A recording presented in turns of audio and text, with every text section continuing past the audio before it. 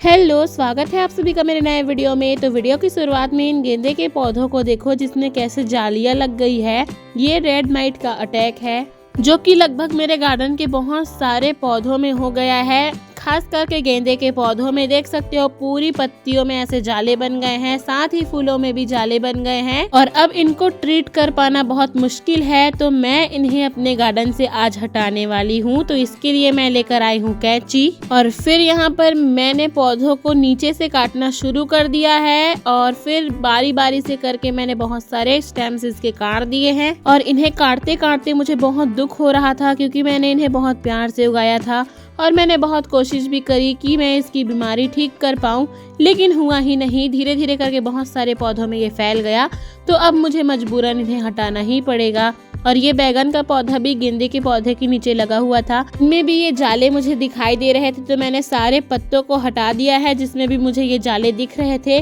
तो ये red mites के कारण होता है, जिनका ट्रीटमेंट अगर टाइम से ना किया जाए तो ये बहुत तेजी से फैलते हैं और मेरे साथ भी यही हुआ और बहुत सारे मेरे गार्डन के पौधे इसकी चपेट में आ गए।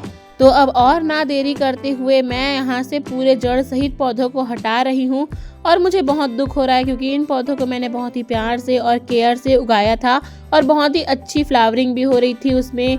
इस साइड के बैगन में भी सेम प्रॉब्लम मुझे दिखाई दे रहा था, तो मैंने इसके पूरे पत्ते हटा दिए हैं, बस टहनी ही रह गई है। अब नया ग्रोथ पता नहीं कैसा आएगा। अगर वैसा ही पत्तों में इन्फेक्शन रहा तो मैं पौधा ही हटाने वाली हूँ यहाँ से।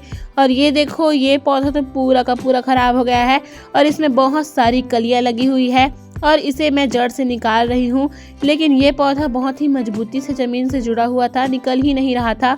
बारी बारी करके मैंने बहुत सारे पौधों को निकाला और ये देखो छोटे छोटे से गेंदे के पौधे अभी भी आ ही रहे हैं। और ये मोगरा का पौधा बहुत ही ज़्यादा ग्रो कर रहा है, लेकिन इसमें फ्लावरिंग तो हो ही नहीं रही है। तो मैंने आज इसे भी पूरा काट दिया है, अच्छे से हार्ड प्रूनिंग कर दी है इसकी, ताकि जब नए इसमें ब्रांचेस आए तो उसमें भर भर के फ्लावरिंग हो। ये पौधा मेरी माँ ने कटिंग से उगाया था और इसमें बहुत ही अच्छी फ्लावरिंग होती है, पर पता नहीं इस बार क्यों इसमें फ्लावरिंग नहीं हो रही है। तो आज मैंने अच्छे से सारे इसके स्टेम्स काटे हैं ताकि जब नया ग्रोथ इसमें आए तो अच्छे से फ्लावरिंग हो। वैसे ये पौधा मेरी माँ ने कटिंग से लगाया था और ये देखो कैसा हो गया है यहाँ का हाल, पौधे की साफ सफाई करते करते और इतने सारे ढेर जमा हो गए हैं पौधों के। अब मैं आ गई हूँ घर के बाहर वाली साइड में, जहाँ पर थोड़ा सा जगह है, वहाँ पर भी मैंने बहुत सारे गेंदे के पौधे लगाए थे। इन पौधों में भी सेम वही प्रॉब्लम है, बहुत सारे इसमें जाले बन रहे हैं। तो मैंने सोचा कि चलो इन्हें भी आज हटा ही देते हैं। और ये इतनी मजबूती से जुड़े थे, मेरे हाथ दुख गए, लेकिन ये पौधा निकल ही नहीं रहा था। जैसे तैसे करके मैंने इन पौधों को निकाला और ये देखो कितने बड़े हो गए हैं ये पौधे। और इसका रूट भी देखो, तो मैंने अच्छे से रूट से मिट्टी झड़ा ली है। यहाँ की मिट्टी ना बहुत ही अच्छी है। और देखो ये मैं बारी बारी करके बहुत सारे पौधों को निकालते जा रही हूँ और इस टाइम तक ना मैं बहुत थक गई थी और मेरे हाथ भी बहुत दर्द करने लगे थे। लेकिन आज मैंने सोच रखा था कि मैं अपने आज गार्डन की सफाई करके ही रहूँगी, जितने भी खराब हो गए हैं पौधे उन्हें मैं हटा के रहूँगी। अब पौधे लगाने का शौक है तो इतना तो करना ही पड़ेगा। और अभी भी इसमें बहुत अच्छी फ्लावरिंग हो रही है, लेकिन पौधे खराब हो गए हैं, इन्हें निकालना बहुत जरूरी हो गया था। बहुत बड़े हो गए थे ये पौधे, जिसकी वजह से ये एक तरफ झुक रहे थे और प्रॉब्लम हो रहा था। तो मैंने सोचा कि चलो आज इन्हें सभी को निकाल ही देते हैं। और इन सब में मेरी मदद मेरी माँ भी कर रही थी और जैसे तैसे करके यहाँ से मैंने सारे पौधे निकाल लिए। और ये रेन लिली के बीज यहाँ पर गिरे हुए थे, तो ये देखो इसके बल्ब भी बन गए हैं। और ये येलो कलर वाली रेन लिली है और बाहर के पौधे इतने सारे निकले हैं। अभी भी साइड के पौधे बचे ही थे और इसमें इतनी ज़्यादा धूल थी कि मैं क्या बताऊँ। देखो कैमरे में भी ये साफ नहीं आ रहा है, धूल के कारण बहुत ज़्यादा धूल था। और इन पौधों में अब फ्लावरिंग नहीं हो रही है क्योंकि इसमें बहुत पहले ही फ्लावरिंग शुरू हो गई थी और अब ये बिल्कुल सूख से गए हैं। यहाँ पर मम्मी भी मेरी मदद करने के लिए आ गई है, तो मैंने बारी बारी करके सारे पौधों को यहाँ पे निकाल दिया है। अब बारी आती है कि हम इन पौधों को कहाँ लेकर जाएं।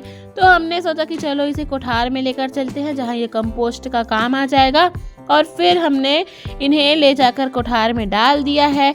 और एक बार आप ढेर देखिए कितना सारा पौधा जमा हो गया है यहाँ पे और हमारा हालत देखो क्या हो गया है। ये सब करते ना 2 से 3 घंटे हमें लग ही गए थे और फिर हम इन्हें लेकर चले गए कोठार।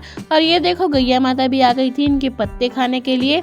तो पौधों को उनके स्थान में ले जाने के बाद मेरे पास बिल्कुल एनर्जी नहीं बचा था, तो बाकी का काम मेरी माँ ने किया। गार्डनिंग का काम इतना भी आसान नहीं है। सफाई करते करते देखो हाथ गंदे, मैं गंदी, लेकिन मेरा गार्डन हो गया है एकदम साफ। यहाँ तक वीडियो देख लिया तो वीडियो को लाइक करें, चैनल को सब्सक्राइब करें। मिलते हैं नए वीडियो में गाइस, बाय।